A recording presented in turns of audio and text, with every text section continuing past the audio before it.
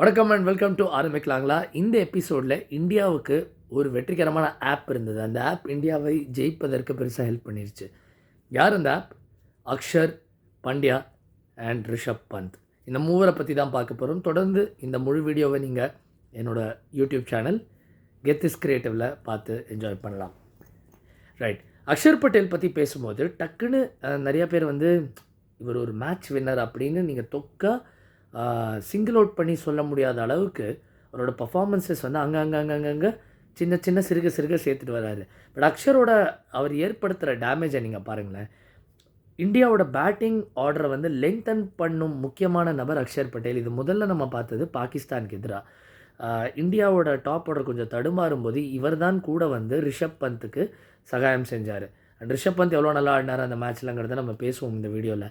But Axar Patel அங்கே ஒரு valuable ஒரு 20 ரன் அடிக்கும்போது சரி ஓகே, இவர் நிற்கிறது மட்டும் இல்லை, இவர் நல்லா கான்ட்ரிபியூட் பண்ண முடியும். அண்ட் தொடர்ந்து அதை நம்ம பல்வேறு கட்டத்தில் பார்த்தோம். மோஸ்ட் இம்பார்ட்டன்ட்லி ஃபைனலில் விராட் கோலியோட அவருக்கு இருந்த ஒரு 70+ ரன் பார்ட்னர்ஷிப்பில் இவர் தான் டாமினேட் பண்ணார். இன்ஃபேக்ட் இவர் அவ்வளோ அக்ரெசிவாக அடிக்க போகாமல் இருந்திருந்தா விராட் ஒரு கட்டத்தில் 48 பால் 50 அஃப்கோர்ஸ் சிச்சுவேஷன் அனுசரித்து ஆடிந்தார் அப்படின்னு நம்ம சொன்னால் கூட அந்த ஸ்கோரிங் ரேட் போதுமானதாக இருந்திருக்காது. அண்ட் பின்னாடி அது ஒரு பாதகமாகவும் இருந்திருக்கலாம். ஏன்னா இந்தியா ஐதர் நிறைய அடிக்க போகிறதுக்கான முயற்சி செஞ்சு ஒரு 180 185 முடிச்சிருக்கலாம், அல்லது சீக்கிரம் போல் அவுட்டும் ஆயிருக்கலாம்.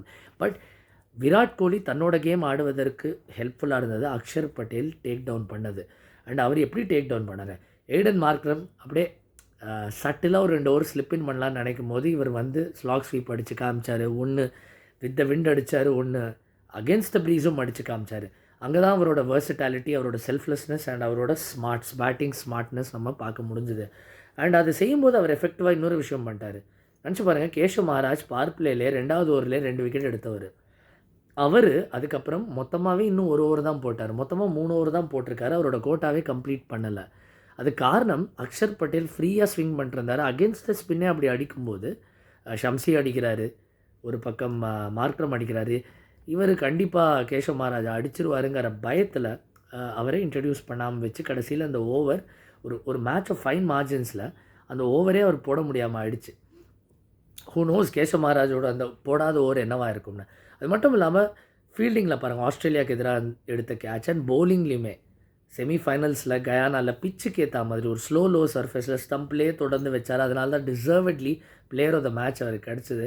அண்ட் த்ரூ அவுட் குட்டி பர்ஃபார்மன்ஸஸ் எடுத்துக்கிட்டே இருந்தார். நல்ல எக்கனாமிக்கல் பவுலிங், எங்கே பேட்ஸ்மேனை நிறுத்தணுமோ அங்கே நிறுத்தினார், எங்கே விக்கெட் எடுக்க முடியுமோ அங்கே எடுத்தார், எங்கே ஆடணுமோ ஆடினார். He was the man for all seasons. நீங்கள் என்ன பண்ண சொன்னாலும் அக்ஷர் பட்டேல் செஞ்சுட்டு இருந்தார். இன்னொன்று நம்ம பார்க்க வேண்டிய அடுத்த நபர் ஹார்திக் பாண்டியா என்ன ஒரு அபாரமான ஒரு டேர்ன் அரவுண்ட் ஸ்டோரி. அவர் செய்ய முடியும் அப்படிங்கிற ஒரு அவநம்பிக்கை சில பேருக்கு இருந்திருந்தாலும் அவரோட கிளாஸ் அதுக்கு எதிராக தான் போகுது. என்ன ஐபிஎல்லில் கூட பார்த்திங்கன்னா அவரோட பவுலிங் நல்லா இருந்தது.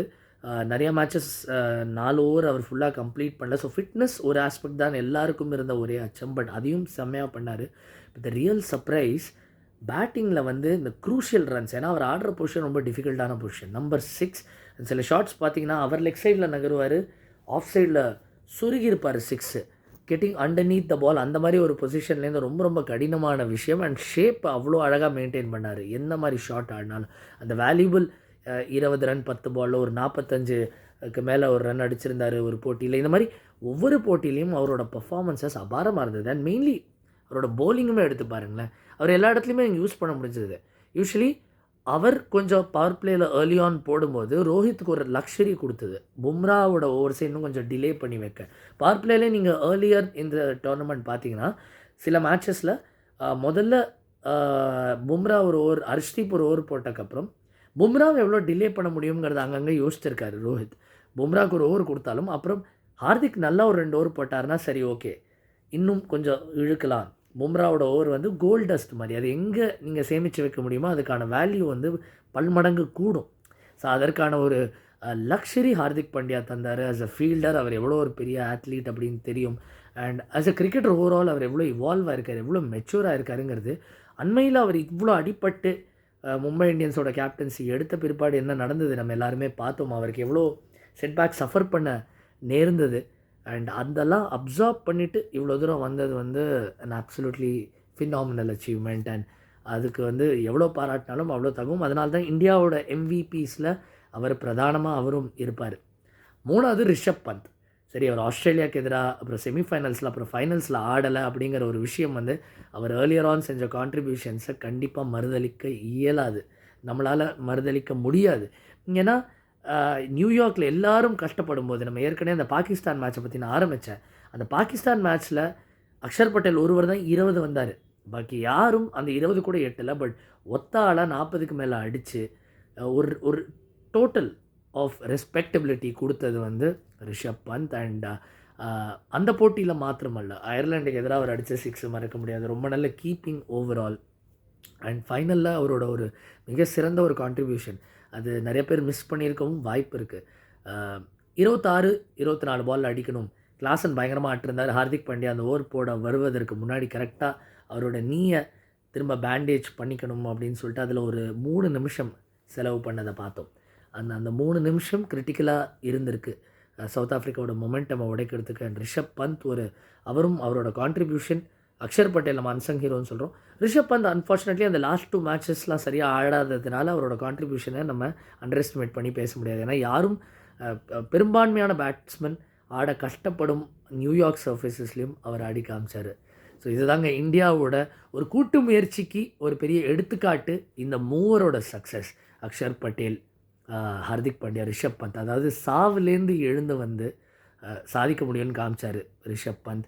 அண்ட் இவர் இங்கே வந்து நிற்கிறதே பெரிய விஷயம். இங்கே ஒரு வேர்ல்ட் கப் வின்னராக இருக்கார். ஹார்திக் பாண்டியா அவருக்கு நடந்த கஷ்டங்கள்லேருந்து தாண்டி வந்திருக்கார். அக்ஷர் பட்டேல் நிறைய வேர்ல்ட் கப் இன்ஜுரினால் மிஸ் பண்ணார், அவர் வந்திருக்காரு. தேங்க்யூ ஃபார் வாட்சிங் அண்ட் தொடர்ந்து பார்த்துட்ருங்க கெட் திஸ் கிரியேட்டிவ்.